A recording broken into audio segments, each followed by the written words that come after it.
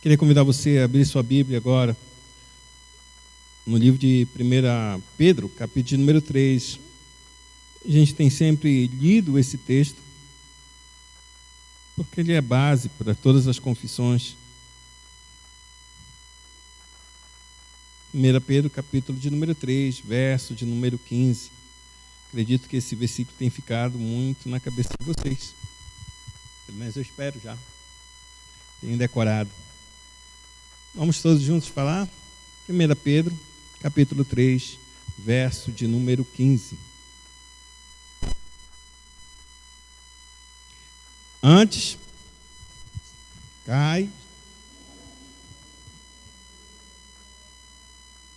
estando sempre preparados para responder a todo aquele que vos pedir razão da esperança que há em vós. A gente está na pergunta de número 79, na verdade a gente já está na 81, 79, a gente só vai estar lendo 79 e a 80, e aí a gente vai entrar na próxima pergunta, que é exatamente do nosso estudo. Pergunta do Catecismo de Heidelberg, pergunta de número 79, diz: por que então Cristo chama o pão, o seu corpo, e o cálice, seu sangue, ou nova aliança em seu sangue? E por que Paulo fala sobre a comunhão do corpo e do sangue de Cristo? A resposta, aí, vamos ler? Todos juntos aí, vamos lá.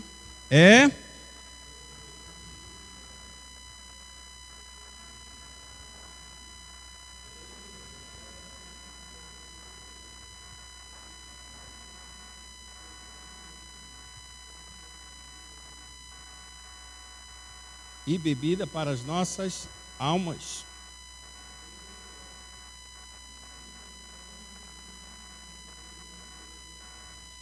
Vamos parar por aqui. A primeira parte desse texto, ele está falando claramente porque Cristo ele ensina que o seu corpo é um pão mesmo e o vinho, ou a bebida do suco da videira, é o seu sangue.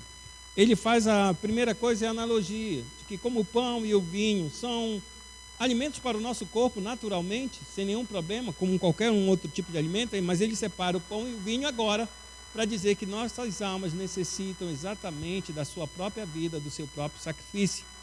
E aí isso a gente vê claramente quando ele atesta na multiplicação dos pães e peixes, que em todos os três evangelhos, os evangelhos sinóticos, declaram apenas a multiplicação dos pães e peixes. E a gente fica maravilhado, mas em João ele vai declarar o sermão que Jesus fez a partir dessa multiplicação dos pães e peixes. Eu queria que você desse uma olhada exatamente a respeito quando Jesus multiplicou o pão e peixe, que foi para saciar o quê? A fome do povo. Literalmente a fome. O povo estava faminto. E os discípulos, com medo daquela multidão, disseram: não, manda eles embora, já estão 3 dias com a gente. E se tu não mandares eles embora agora, eles não vão ter condições nenhuma de ir procurar alimento para eles. Eles vão desfalecer. Então é melhor despachar, já tem 3 dias, manda eles embora. E o Senhor disse: dai vós mesmos de comer. Não temos nada aqui, senão 5 pães e 2 peixinhos. Evangelho de João, capítulo número 6, vamos ler o verso 51. E aí a gente vai ler o 51, depois 53 até o 55. Porque ele vai tratar exatamente dessa obra, do sermão de Cristo. E é um sermão extremamente forte, que faz uma separação clara naqueles que vão seguir Cristo e aqueles que não vão seguir a Cristo. Evangelho de João, capítulo número 6.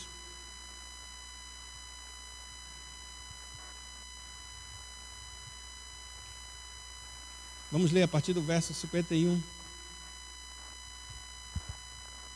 Diz assim as Sagradas Escrituras: eu sou o pão vivo que desceu do céu. Se alguém dele comer, viverá eternamente. E o pão que eu darei pela vida do mundo é a minha carne. Ele fala bem claro: o pão que eu darei pela vida do mundo é a minha carne. Nesse momento, Jesus já tinha feito os pães, já tinha feito a multiplicação, já era no dia seguinte, as pessoas estavam voltando de novo para que Jesus fizesse novamente o seu milagre. Novamente alimentasse o corpo deles. E Jesus disse: qual é o sinal que vocês têm? Porque Moisés fez descer o maná dos céus. Aí Jesus ele vai fazer esse discurso. Na verdade, Moisés não deu o verdadeiro pão dos céus. O verdadeiro pão dos céus é aquele que Deus dá e dá a vida pelo mundo. Eu sou o pão que desceu do céu. Aí ele começa a dizer: e esse pão que eu sou do céu é a minha carne, que vai sendo ser dada, para que exatamente aconteça um milagre nas nossas vidas. O sacrifício substituto de Cristo sobre nós. E aí no verso de número 55 e 52, deixa eu ver aqui, 53, melhor dizendo, diz claramente, não vamos ler todo o resto, que aí fica todo o contexto, fica melhor para nós. O 51 ele diz: eu sou o pão vivo que desceu do céu, se alguém comer, viverá eternamente. E o pão que eu darei pela vida do mundo é a minha carne. Disputavam, pois, os judeus entre si, dizendo: como este pode nos dar a comer a sua própria carne? Respondeu-lhe Jesus: em verdade vos digo, se não comerdes a carne do Filho do Homem, e não beberdes o seu sangue, não tendes vida em vós mesmos. Quem comer a minha carne e beber o meu sangue tem a vida eterna, e eu ressuscitarei no último dia. Pois a minha carne é verdadeiramente comida, e o meu sangue é verdadeira bebida. Quem comer a minha carne e beber o meu sangue, permanece em mim, e eu nele. Nesse sentido, exatamente, Cristo está trazendo algo que, se o pão e o vinho nos dá uma vida temporária, ou seja, nos mantém a vida temporária, Cristo agora está dizendo: se vocês comerem exatamente daquela vida que eu estou trazendo para vocês, ou seja, participarem da refeição pactual, exatamente da aliança que é feita no meu sangue, do sacrifício que eu fiz, um sacrifício vicário, substituto pela vida de vocês, se vocês se alimentarem de mim, permanecerão em mim, eu permanecerei em vocês. E vocês, é o que Jesus ele vai dizer, no final, no último dia, eu vou ressuscitar a vida de vocês. Mas ele ainda diz mais, o catecismo. E ainda mais, ele nos quer assegurar que por estes visíveis sinais e garantias, primeiro, que participemos do seu corpo e sangue pela obra do Espírito Santo, tão realmente como recebemos com a nossa própria boca estes santos sinais em memória dele. E segundo, que todo o seu sofrimento e obediência são nossos, tão certo como se nós mesmos tivéssemos sofrido e pago por nossos pecados. São duas coisas bem simples, mas que elas se complementam. A primeira é que realmente Cristo, por meio do seu Santo Espírito agora, a gente participa dessa obra. Assim como a gente está comendo na ceia do Senhor o pão e o vinho, e bebendo do vinho, a gente participa desses sinais aí claros e manifestos para nós, que são sinais e garantias de que aquilo que Cristo fez, ou seja, aquilo que a gente come, foi porque Cristo morreu pelos nossos pecados. E isso a gente faz em memória dele. Mas também, a segunda coisa que o catecismo ele nos ensina é que todo esse sofrimento e obediência que Cristo vem, agora são nossos. Quando a gente come do pão e bebe do cálice, a gente está tomando para nós exatamente esse sofrimento e a própria obediência, como se nós mesmos estivéssemos pagando pelos nossos próprios pecados. Por que isso é importante para nós? Porque se a gente não se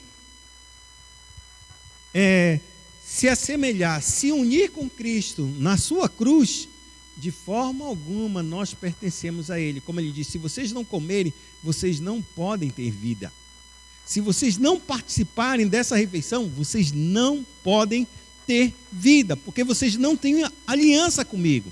E a ideia é exatamente isso, se unir com Cristo na sua morte. Por isso que tanto o batismo quanto a ceia só fazem uma coisa, nos unir com Cristo, para nos mostrar exatamente que Ele é o nosso substituto. Aí vem a pergunta de número 80, que diferença há entre a ceia do Senhor e a missa do Papa? Qual é a grande diferença? Resposta: a ceia do Senhor nos testemunha que temos completo perdão de todos os nossos pecados, pelo único sacrifício de Jesus Cristo, que Ele mesmo, uma única vez, realizou na cruz. E também que pelo Espírito Santo somos incorporados a Cristo, que agora, com seu verdadeiro corpo, não está na terra, mas no céu, à direita do Pai. E lá quer ser adorado por nós.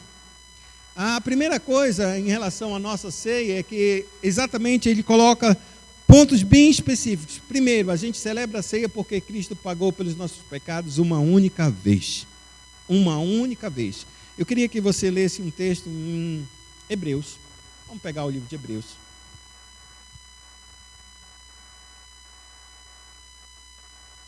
Capítulo de número 7.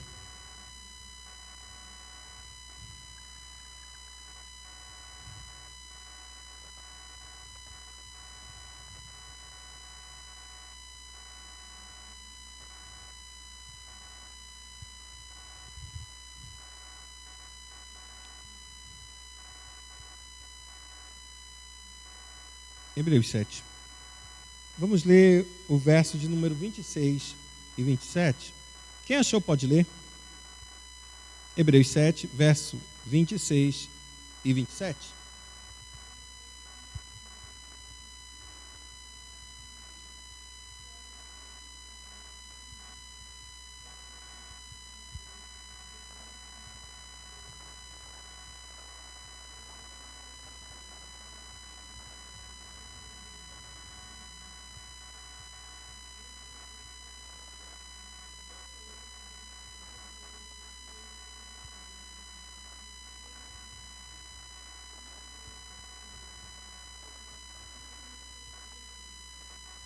Agora a gente vai ler o capítulo de número 9.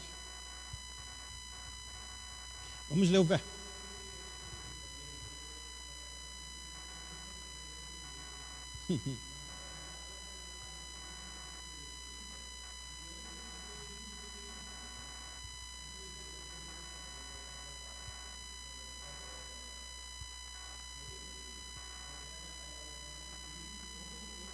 Exatamente, é isso que a gente...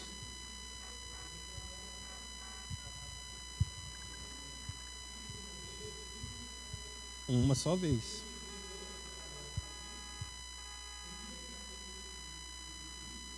Faria.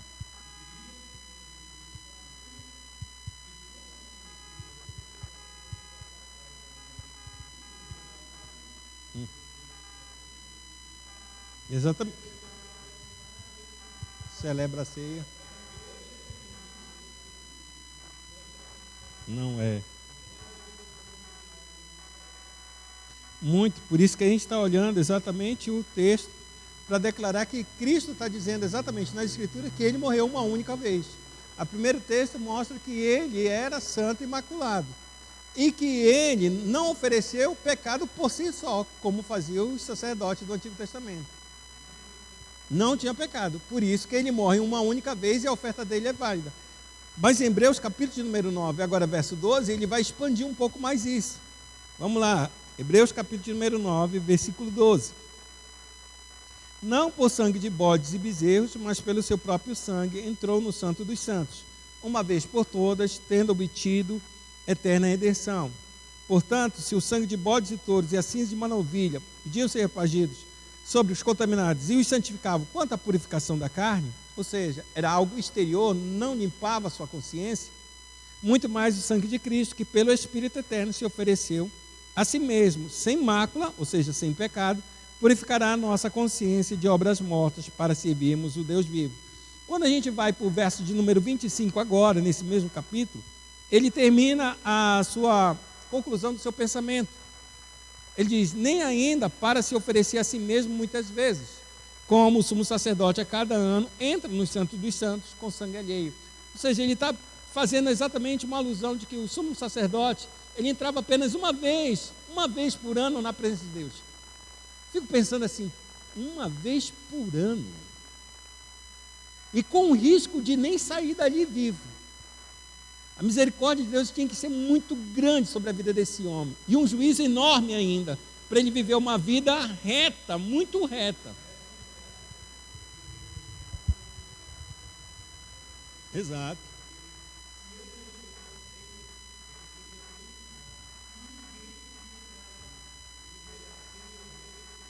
Puxava a corda. É impressionante isso, e a gente não tem ideia exatamente da liberdade que nós temos em Deus hoje. Da liberdade de nós chegarmos na presença, não diante de uma arca, porque eles estavam diante de uma arca.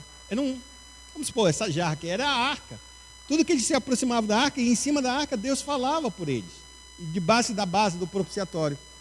E isso eles não viam nada, não era para ver nada mesmo, uma fumaça enorme, uma escuridão plena, e eles tinham que estar na presença de Deus. E isso só acontecia uma vez por ano, para derramar esse sangue a favor dele, do sumo sacerdote e de todo o povo. E se o Senhor perdoasse, ou seja, ele perdoaria o sacerdote e todo o povo. Se o Senhor não perdoasse, a morte do sacerdote significava que todo o povo não estava perdoado. E ele ia passar mais um ano até voltar de novo para que Deus pudesse. Então eles teriam que orar, pedir graça, pedir misericórdia para que Deus perdoasse o seu povo. Mas aqui ele diz exatamente que sacerdote, no caso Cristo, ele não veio com esse sangue alheio.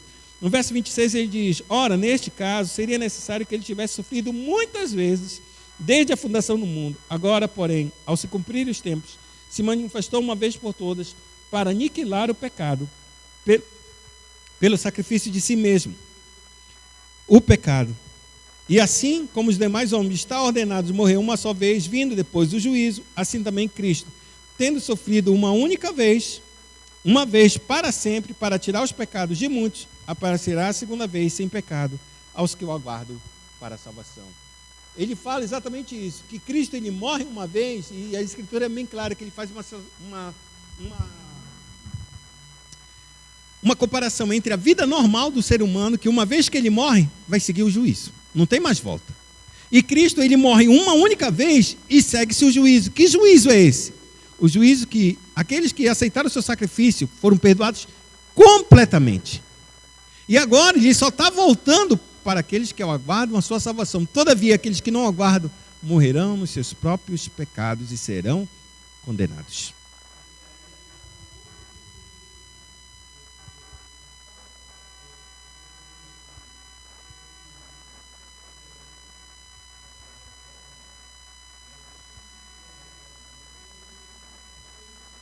Uhum.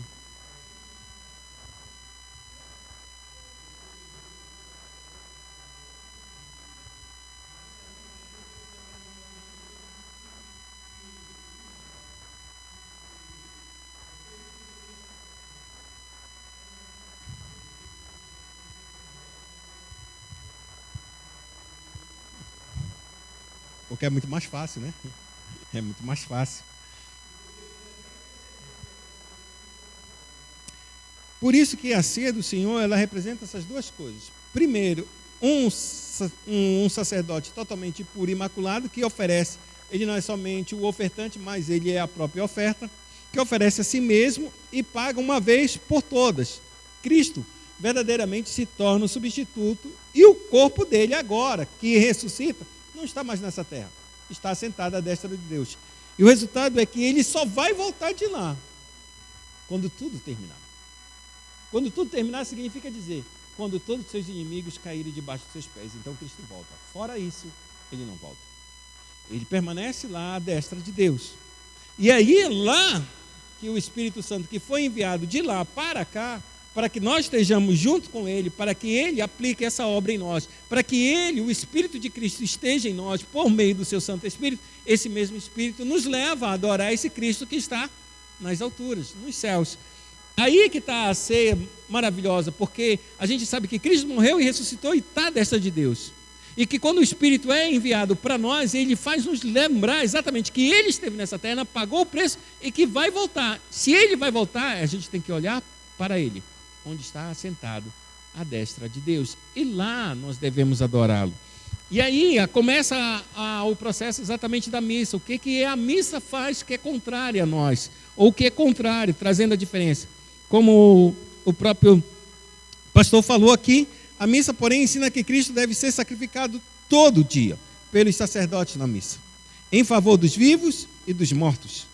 E que estes, sem a missa, não têm perdão dos pecados pelo sofrimento de Cristo. E também que Cristo está corporalmente presente sob a forma do pão e vinho. E por isso, neles deve ser adorado. Então, ele retira o Cristo do céu, desce para a terra no pão e vinho, e a gente pode adorar o pão, no caso seria a hóstia e o cálice. Mas por que a gente vai adorar? Porque Cristo está presente. Se Cristo está presente aqui, ele não está lá no céu. E se ele...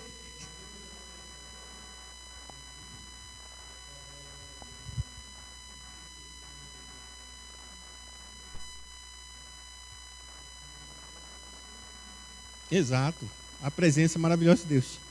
E aí, nesse caso, o resultado final disso é que, no fundo, não há outra coisa senão a negação do único sacrifício de Cristo, do seu sofrimento, e ao mesmo tempo torna-se um objeto de idolatria, a ceia do Senhor. Com tudo isso, não existe uma missa que não é celebrada a ceia do Senhor. Se não existe uma única missa que não é celebrada a ceia do Senhor, se a gente participa de um culto, a gente está participando do sacrifício de Cristo novamente. E isso é muito complicado para nós. Porque a gente sabe que ali a missa é um sacrifício. E se é um sacrifício, ele está sendo repetido todas as vezes, esse sacrifício.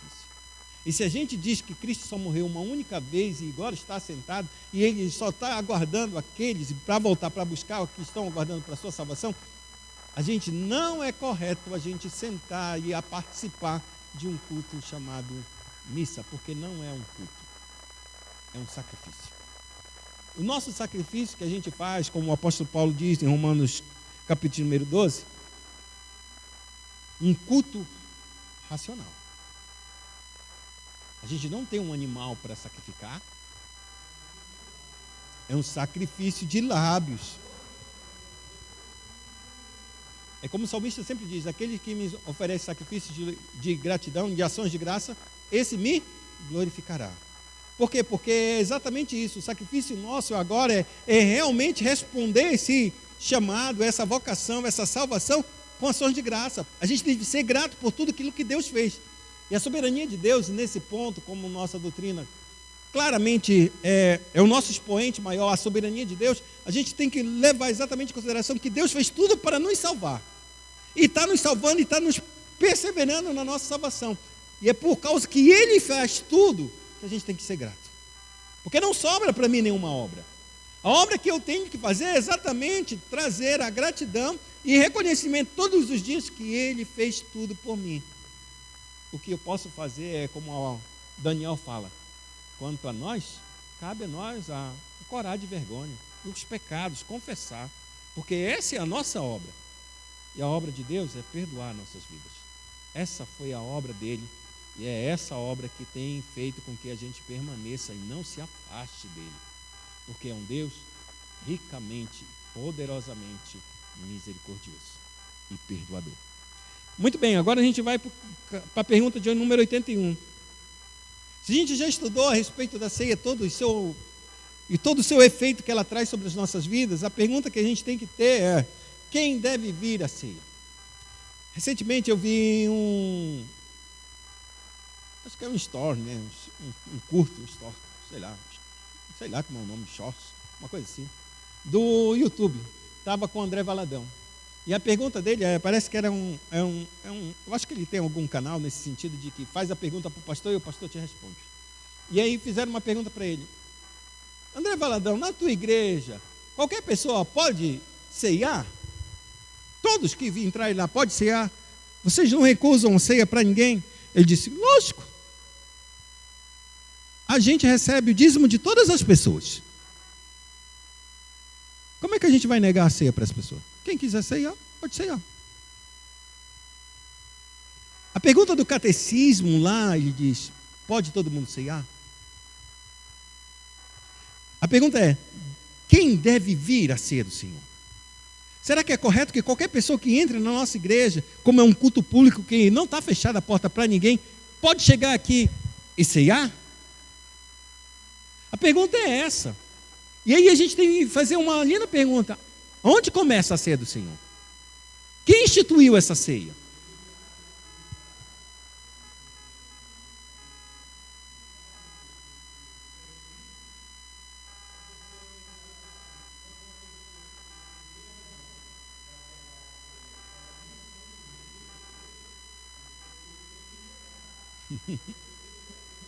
É por isso que a gente ensina aqui.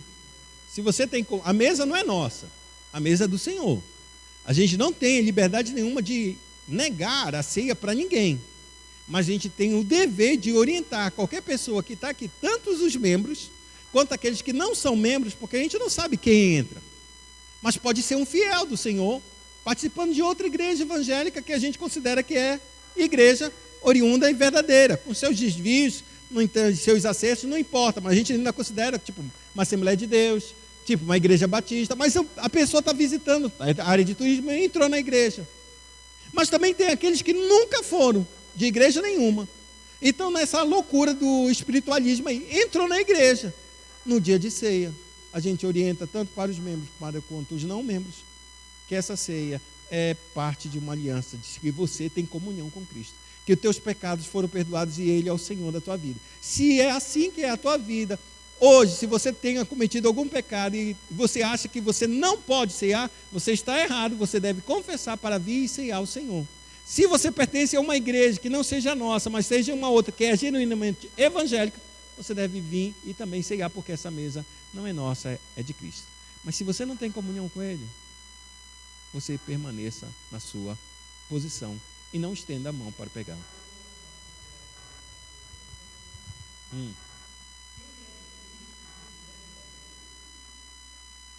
Tem isso também.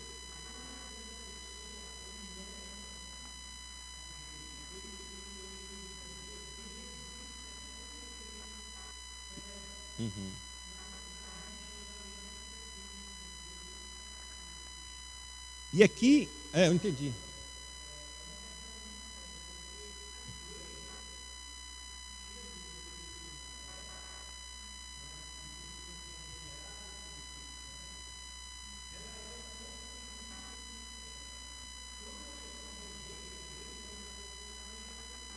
Exato.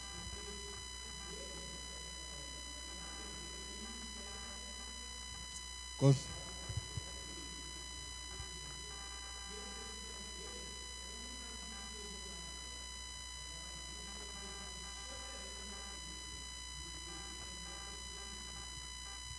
catecismo vai explicar para a gente quem deve vir à ceia. Ele diz: aqueles que se aborrecem de si mesmo por causa dos seus pecados, mas confiam que estes lhes foram perdoados por amor de Cristo, e que também as demais fraquezas são cobertas por seu sofrimento e morte, e que desejam cada vez mais fortalecer a fé e corrigir-se na vida. Mas os pecadores impenitentes e os hipócritas comem e bebem para a sua própria condenação. O catecismo ele faz duas separações. A primeira separação, quem é que deve vir? Pode vir os incrédulos, pode vir os impenitentes, pode vir os hipócritas e pode vir os crentes mesmo, fiéis. Os crentes fiéis fazem isso com a certeza de que eles são pecadores e que Cristo pagou por eles todos os seus pecados e que ainda que as suas fraquezas sejam grandes, ainda assim Cristo é capaz de fortalecer e perdoar cada um dos seus pecados. Por isso eles vão à ceia para se fortalecer, para ter mais força espiritual, para, como o autor de Hebreus ele diz, entrai exatamente para o tempo oportuno, agora, no dia da graça, no trono da graça, para já o quê? Graça em tempo oportuno e misericórdia, quando chegar a hora.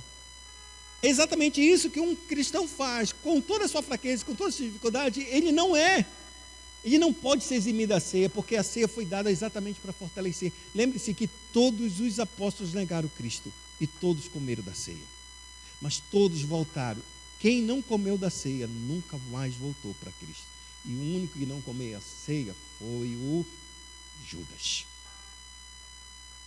Por isso, não pense nos teus pecados, que se você for sair com as suas fraquezas, acho que eu não vou conseguir. Coma, porque foi para você que Ele pagou o preço da sua morte. Fala.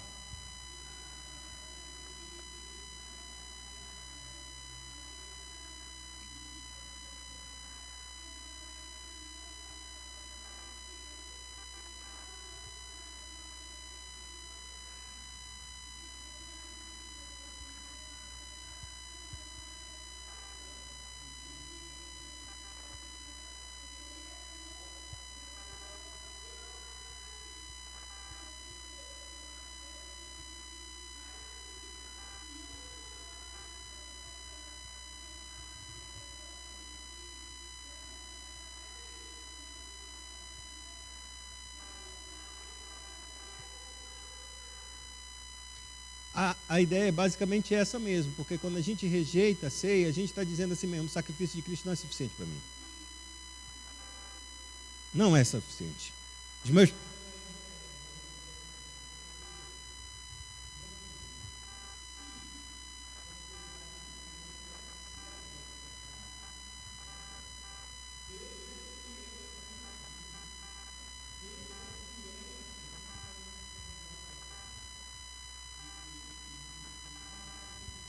Uhum.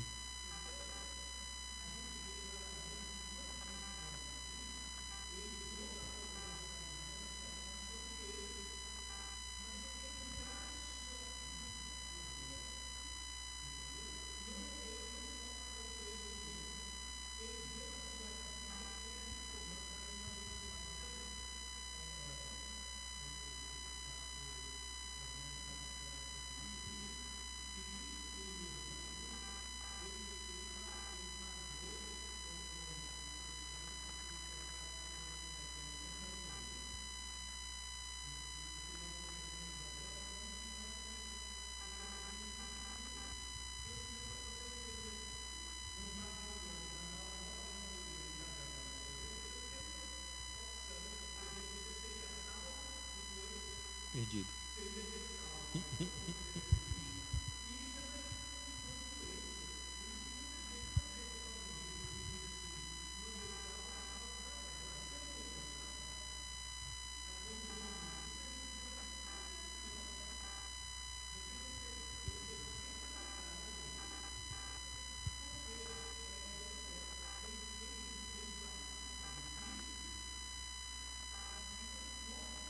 Participa do corpo.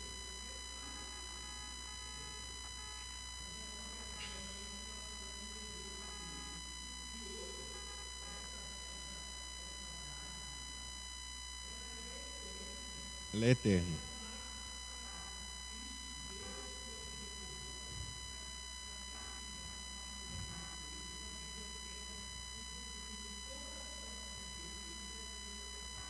É por isso que o apóstolo Paulo trabalha muito bem com ele, dizendo que ele é o último Adão.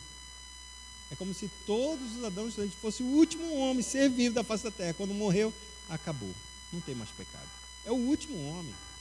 Mas também é o segundo Adão, porque vem uma nova geração. Uma nova geração à sua semelhança, conforme a sua imagem, que procede da verdade. E é nesse texto aqui, né, nesse ponto, se os crentes eles podem vir, e os incrédulos também vêm, porque ele diz assim, mas os pecadores impenitentes e os hipócritas. O que é um hipócrita? É aquele que se parece com crente, mas não é crente. Aquele que diz que anda correto, mas não anda correto. A vida dele é um verdadeiro oculto, mas Deus conhece todas as coisas. Mas nós que não conhecemos, passa-se como um, que homem generoso, que homem piedoso, que homem isso, que mulher virtuosa. Mas de fato não tem nada de virtude, é só apenas uma capa. O seu exterior mostra uma coisa, mas o seu interior é totalmente, até que se caia. Às vezes, eu torço aqui para que caia. Por que eu torço para cair? Porque aí vai haver uma chance de arrependimento. Mas se você passar todo o tempo nessa vida e Deus nunca tirar o teu tapete, é sinal que você está condenado e você não sabe. Você acha que pode enganar um próprio Deus e morrer no engano. É como o salmista vai dizer, o inferno está embaixo dos pés dele. Eles não sabem que estão caminhando para a morte. A hipocrisia e o engano fazem isso. A hipocrisia e o engano fazem isso. Não pense que os judeus que mataram Jesus, crucificaram ele, não foi o povo. Foi aqueles que sabiam exatamente quem Jesus era e não fizeram isso por inveja. É bem claro. Eles sabiam que ele é o Messias. Sabiam que ele era o Cristo. Mas não, o poder, eu quero é o poder. Eu vou sentar aqui nessa cadeira de Moisés e vou continuar. Dos homens. Esse é o maior engano, amados. A gente é hipócrita. Eles eram hipócritas. Foi isso que Jesus falou. Hipócritas. Fariseus e saduceus. E nós escrevemos. Hipócritas juntamente com eles. Vocês sabem o que é e não fazem. E exatamente os hipócritas ainda permanecem na igreja de Cristo, permanecem não na igreja invisível, mas nessa igreja visível, nessa igreja que tem os banquinhos, que a gente tem um hall de membros aqui escrevendo, nessa vai ter os hipócritas, porque nessas o joio pode estar, mas na invisível nunca estará, porque na invisível somente o Espírito e a pessoa que foi salva sabe realmente que pertence ao corpo de Cristo. E a esses hipócritas impenitentes, a Bíblia diz claramente, comem e bebem para a sua própria condenação. Eu vou contar um caso do meu irmão não é cristão, não é evangélico, Agora ele está caminhando assim mais ou menos, ainda não converteu completamente, não converteu de fato, acho que não converteu de fato. Mas de alguma forma Deus já impactou com ele algumas coisas na vida dele. Pelo menos ele já sabe que Deus existe.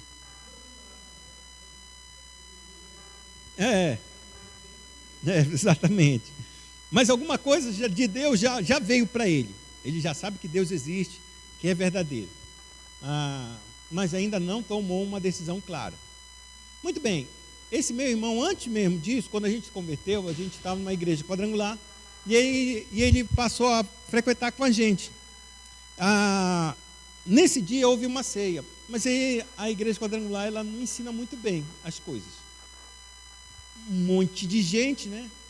E veio descendo a bandeja com cálice e com pão. Foi passando, e eu peguei e já fui orando, né? Nem olhei. E ele pegou, não era da ceia que você pegar e comia, pegava o pão e bebia, não era diferente daqui como a gente faz, depende do pastor, né? O pastor que libera, que pode comer já de uma vez, outros separa tudinho, depois todo mundo come junto, faz assim. Nessa situação não, pegava e comia, e cada um dobrava o seu joelho e orava, e agradecendo a Deus. Eu estava perto dele, mas não muito perto. A bandeja passou, peguei, comi, dobrei meu joelho. Eu imaginei que ele não ia pegar. Ele simplesmente foi lá e pegou o pão, pegou o cálice. Aí comeu. Aí depois eu olhei para ele e disse: tu não podia comer não. Aí ele falou: estava me oferecendo, me deram, eu comi. Eu não sabia que não podia comer. Aí disse: não, tu não pode comer, tu só pode comer quando você realmente, Deus te converter teu coração. Quando te converter, aí tu vai celebrar a ceia com a gente. E agora? Agora não tem nada não, tu está no inferno mesmo. Eu não falei isso para ele não. Já está no inferno, não vai ficar mais no inferno por causa do inferno, por causa que tu comeu indignamente. Não vai fazer. Quando eu falei isso na escola dominical, aí nessa mesma, agora já aqui na presbiteriana, o meu amigo achou, o meu irmão que achou que eu estava defendendo ele. Disse: como é que eu estou defendendo, rapaz? Ele já está no inferno, tu acha que porque ele come ele vai ficar mais no inferno? Não. Ele não foi hipócrita, ele só não foi esclarecido como ele tinha que comer. É diferente a gente passar, é tipo assim, você quer o salgadinho? Foi assim que ele entendeu. Come isso. E foi assim que ele entendeu. Ele não entendeu essa relação. É diferente quando um crente toma a mão, sabendo do que é isso, que é a ceia, mas ainda não percebe que isso é exatamente por causa dos seus pecados. E ele, cheio de pecado, não confessa seus pecados. Isso é o hipócrita. Esse é o impenitente que não quer se arrepender. Está entesourando ira para o dia do juízo. E é isso que o apóstolo Paulo, é isso que o catecismo ele vai dizer. As pessoas podem vir. Como a gente pode negar a ceia? Não pode, a gente pode ensinar. E pode dizer claramente, você não deve. Se você não tem comunhão com Cristo, não tem aliança com Cristo, se teus pecados não foram perdoados, você não come. Mas a pessoa quer estender a mão e comer? Tem outras coisas. Eu já está meio carequinha, né? Aqui, básico. Ali é o nosso amigo, o meu futuro. Me aguarda? Não é meu futuro, me aguarda. Mas... na igreja presbiteriana de onde eu vim e fiz seminário daqui, vim para lá, para cá, eu tinha cabelo comprido, batia por aqui. E eu me tornei diácono, porque a igreja não tinha muitos pregadores. Os presbíteros diáconos raramente pregavam, tinham muita dificuldade. E como nesse tempo eu já era missionário e já pregava, de vez em quando eles me chamavam, mas não era lícito eu estar no altar, porque eu não era um dos oficiais da igreja. E aí, eu não queria ser diácono, mas não faz para te ajudar, porque assim a gente resolve dois problemas. Um, porque coloca uma pessoa como diácono, e outro, porque agora tu te torna oficial e a gente não tem mais problema se alguém questionar porque esse menino está pregando. Aí, tá bom. Aí disse, tá bom. Aceitei, fui eleito. O que acontece? Eu fui eleito um diácono de cabelo comprido. Quando chegou no dia da ceia, havia um senhor na igreja. Hoje ele já faleceu. A gente se dava super bem, mas ele sempre implicava com o cabelo grande das pessoas aqui, principalmente dos homens. E aí eu disse, rapaz, o irmão não está ceando. Eu falei para o pastor, como é que é? O irmão João não está ceando? Não está. Tem certeza, Abraão? Oxe! Eu passo a bandeja para ele, ele não come, não pega. Só que ele fazia isso porque eu estava segurando a bandeja e servindo a ele. Se fosse outra pessoa, ele comia. É um homem de mais de quase 80 anos de idade, quando ele estava vivo. São essas histórias na igreja, de uma igreja que não entende quem é o sacrifício. Ele considera, e aí a gente entra num período da reforma, que julgaram exatamente, se a igreja católica está toda errada, o batismo é válido ou não? E Calvino ele bateu muito claro, o batismo é válido porque não depende do sacerdote, daquele que vai ministrar, não depende do oficiante, e sim do própria fé que está no coração e daquilo que é o batismo ordenado por Cristo. Esse elemento, ele é válido, independente do oficiante. Quando a gente não tem entendimento sério, e eu não estou falando de uma criança, amado, eu não estou falando de um adolescente que mal conhece, eu estou falando de um homem que já foi presbítero na igreja. E se um homem que já passou toda a sua vida na igreja, mais de 50 anos, tem atitudes como essa, será que ele entende realmente o corpo de Cristo? Ele entende realmente o sacrifício? É difícil. É por isso que tu está dizendo que ele se perdeu? Não estou dizendo que ele se perdeu. Nem sei. Mas eu entendo que Deus...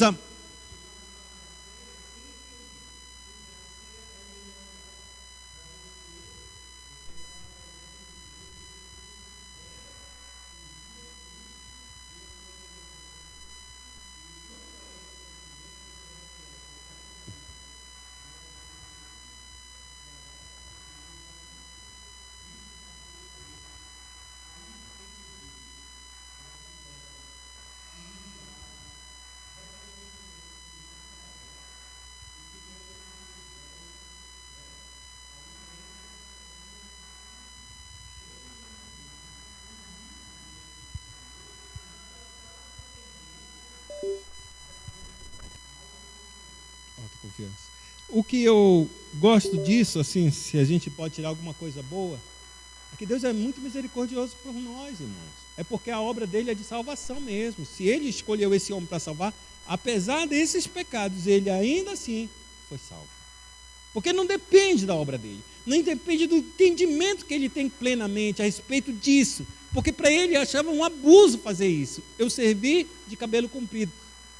Ele, na cabeça dele, ele faz esse tipo de acepção, ao ponto que se eu estivesse servindo para o outro lado, outra pessoa servia. Eu fiquei assim, estagnado com isso. Fiquei assim, não, eu sou motivo de pecado para esse homem. Eu sou.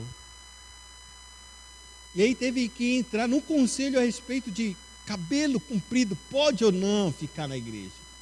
Chegou a levantar isso para o conselho. O conselho foi, depois não teve resposta, foi para o presbitério. De tomar uma decisão se era útil um homem andar de cabelo comprido na igreja. O presbitério, amados. Aí foi a defesa, tá. A gente não é de uso e costumes, amados. Mas a gente vai vendo esses sistemas, essas coisas que vão acontecendo. E o apóstolo Paulo, ele diz uma coisa muito maravilhosa para nós. Ele disse, é bom que a gente caminhe na perfeição, no sentido de amadurecimento, para a gente entender as coisas como elas são, do jeito que Deus determinou. Mas se alguém não entende da forma como a gente entende que somos maduros, Deus também o esclarecerá. Não é porque... Aí ele vai dizer, esse fraco, porque ele não tem um entendimento correto. Mas é só Deus para fazer entender. É só Deus, amados. É só Deus. Deus abre o entendimento para uma pessoa ser salva, também Ele abre o entendimento para pessoas crescer na fé. Lembre-se, eu posso semear, outro pode regar, mas só quem vai dar crescimento, quem é? É Deus. Então é Deus que dá crescimento. Não importa quanto a gente ensina uma pessoa, tão bem a gente ensina, como disse um pastor amigo meu, ele ensinou tão bem os filhos dele, tão bem, que uma filha se tornou cantora evangélica. Acho que ela até pastora, na nossa igreja podia, né? Naquela igreja, no quadrangular. Mas o filho dele se tornou o quê? Um seminarista. Seminarista da igreja católica. Vai virar padre. Agora que eu acho que já é padre. Pode um negócio desse? Que loucura é essa? Meu filho, eu te ensinei. Eu sei, pai. Eu sei que o Senhor me ensinou. Se Deus não fizer uma obra, não é pai, não é mãe, não é irmão, não é o ensino pleno, e nem tampouco um homem tão ruim com os seus pais, com os seus filhos. Porque por mais que esse homem seja ruim, esse filho vai sofrer por um certo tempo por causa da atitude dos seus pais. Mas chegará um dia em que ele mesmo terá um encontro com Deus, e o próprio Deus pode mudar o coração dele e perdoar seus pais, como muitos são assim. Passa uma vida sofrida, disso, de repente Deus vem e alcança. Quando ele alcança, ele perdoa todo mundo. Que os pais deveriam protegê-lo, não o protegeu. Mas é o que a gente sempre tem que ter em mente. É Deus que faz as coisas. A gente tem responsabilidade, todos temos responsabilidade.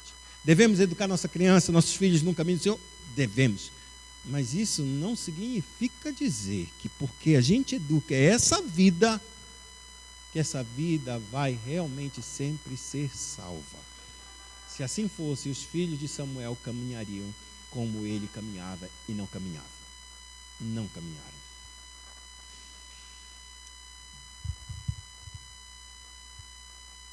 Dito essas coisas, ele continua dizendo, pergunta 82, acho que esse 10 e 18, está certinho. Podem vir a essa ceia também aqueles que, por sua confissão em vida, se mostram incrédulos e ímpios. Aí ele diz assim, mas penitente, ele diz, não, porque assim é profanada a aliança de Deus e é provocada a sua ira sobre toda a congregação. Ele diz o primeiro ponto, exatamente isso, eles não devem. Se assim faz, toda a congregação, a ira de Deus passa a vir, ou seja, Deus é provocado. Lembre-se que quando a gente serve a ceia, a gente está reunidos em corpo, como unidade. E quando a gente não olha isso, de fato, a comunidade toda está sofrendo o pecado, não de um indivíduo, mas toda a comunidade vai pagar, porque esse indivíduo, a igreja está aceitando no meio dela. E aí ele diz mais, por isso a igreja cristã tem a obrigação, conforme o mandamento de Cristo e de seus apóstolos, de excluir tais pessoas pelas chaves do reino dos céus, até que demonstrem arrependimento. Por isso, para que a igreja não entre exatamente dentro de um juízo de Deus, e a gente fica pensando, será que porventura Deus pode julgar a sua igreja? Pode não, já julga. O tempo de julgar a igreja começa por nós. Antes de começar por esse mundo ímpio, ele começa por nós. Porque nós detemos a verdade. Nós detemos o conhecimento da verdade. Nós sustentamos essa verdade. Verdade essa que não é oriunda de nós, mas do próprio Deus, por meio da sua palavra que nos entregou, para a gente sustentar essa verdade em todo tempo e em qualquer circunstância.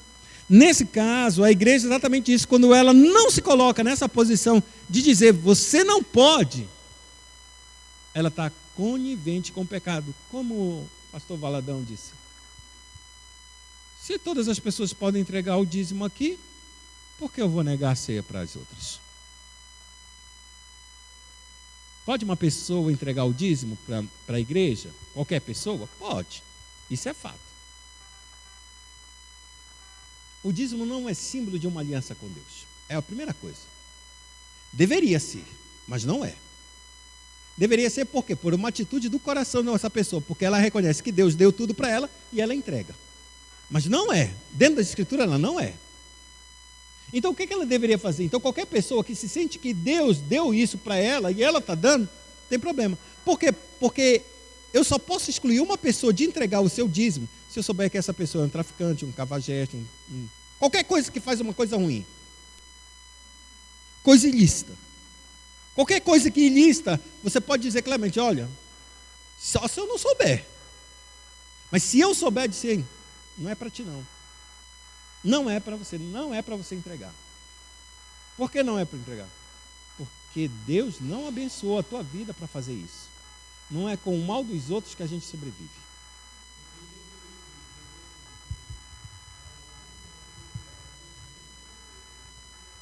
De outras instituições. Tem esse caso mesmo. Ele pode fazer isso? É muito complicado, porque eu vejo também que tem pessoas que ofertam a Deus. E dízimo também pode ser como se fosse uma oferta também.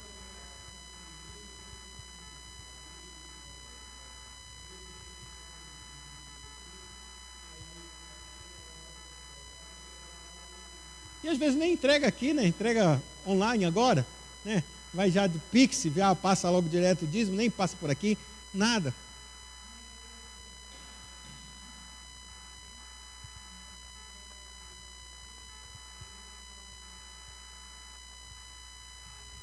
É bem complicado isso mesmo. Porque às vezes a gente pensa logo no dinheiro, né? Um dízimo tipo de 1 milhão, 100 mil reais. Mas se a gente prega o que é certo, por que a gente tem que receber aquilo que é errado? Não pode fazer isso. E aí teve o primo meu, Abraão, ele passou muito tempo na igreja Maranata. Hoje ele está afastado dessa igreja. E no tempo que ele se afastou, veio um novo pastor. Esse novo pastor estava pregando, e aí de repente vinha e perguntava, aí entregava. Ele pedia para a mãe dele, disse: mãe, entrega meu dízimo. Entrega meu dízimo. Ele é bombeiro militar.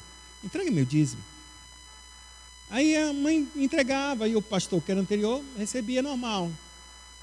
Chegou esse novo pastor e ele viu: quem é esse Abraão que nunca vejo aqui? Aí ele disse: esse Abraão é o filho da irmã Rosa, né, que é minha tia. E por que ele não vem? Não, porque ele não está mais aqui na igreja. Aí ele pegou o dízimo e chegou e disse: devolve para ele, porque nós não queremos também o dízimo dele. Se ele não quer para estar conosco, também ele não faz parte da gente. Eu achei meio estranho isso, porque é muito radical, porque isso mais afasta uma pessoa do que qualquer outra. Mas quando ele recebeu de volta o dízimo, ele ficou mordido, mas ele ficou tão com raiva. Por que esse homem fez isso? Porque eu não estou dando para ele.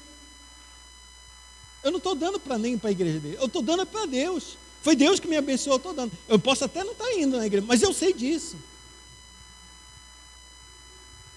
E aí ele acabou dando dízimo para minha avó, porque minha avó tinha passado um problema de saúde. Então, entrega tudinho para minha avó e paga esse saúde para ela. Mas deixa isso de lado, mas é importante a gente entender que existe uma grande diferença entre a ceia do Senhor e qualquer dízimo, qualquer voto que a gente venha fazer. A ceia parte do princípio claro e único de que Cristo é o nosso Redentor, pagou pelo preço dos nossos pecados, e é por isso que nós vamos à ceia, na certeza de que Cristo perdoa os nossos pecados, e Ele é o nosso único Redentor. Sem Ele, nós não temos vida. E aí, ele termina dizendo exatamente isso, que a igreja agora, com as chaves dos céus, ela pode, pela chave do céu, repreender até que essa pessoa se arrependa e volte à comunhão. No próximo domingo, a gente vai tratar exatamente o que são as chaves do reino dos céus. Vamos orar ao Senhor, pedir ao Senhor sua graça mais uma vez.